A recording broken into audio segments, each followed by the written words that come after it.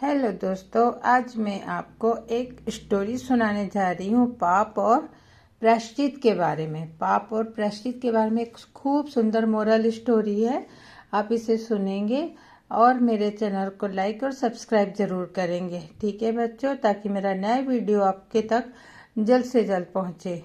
राजा भोज ने सपना देखा। पाप और प्रायश्चित स्टोरी एक कहानी है छोटी सी, उसमें पढ़ेंगे। राजा भोज ने सपना देखा कि गंदी कीचड़ में सना हुआ एक सूअर स्नान करने के लिए किसी निर्मल नदी में प्रवेश कर रहा है। ठीक है, क्या देख हो रहा था? फिर से एक बार पढ़ते हैं इस लाइन को ताकि हमें एकदम क्लियर हो जाए।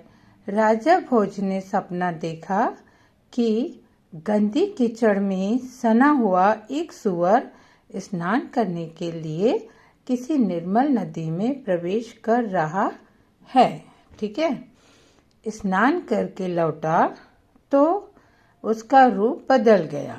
स्नान करके लौटा तो उसका रूप बदल गया है और देव पुरुष जैसा सुंदर बनकर वह वापस लौटा है।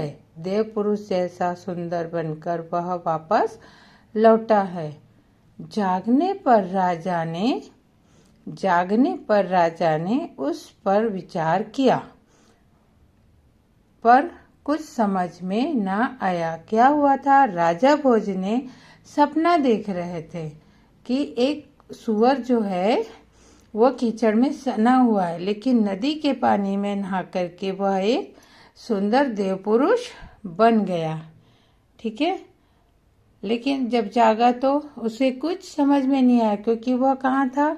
बिस्तर में था, नदी के किनारे तो था नहीं। अब देखते हैं आगे क्या हुआ।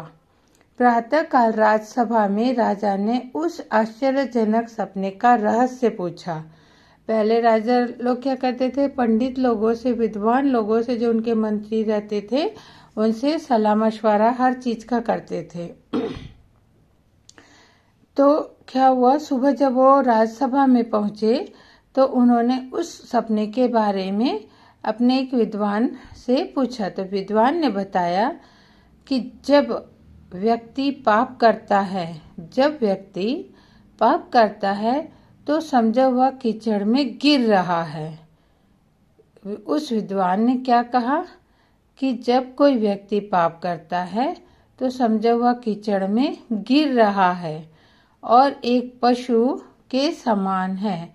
और वह कैसा है? एक पशु के समान है।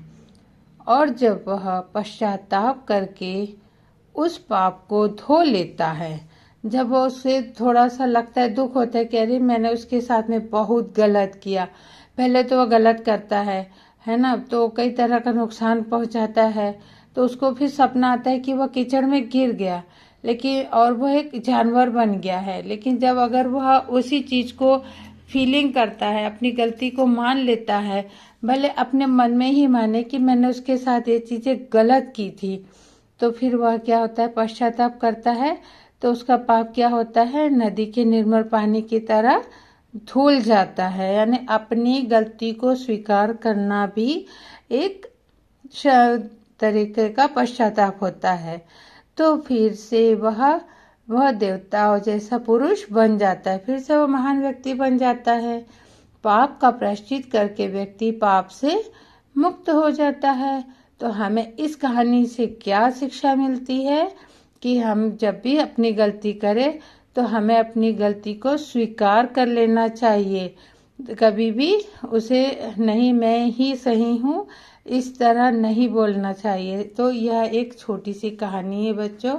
दोस्तों, मैंने आपको बताई। अगर आपको अच्छी लगी होगी तो प्लीज़ लाइक करेंगे, सब्सक्राइब करेंगे। Thank you.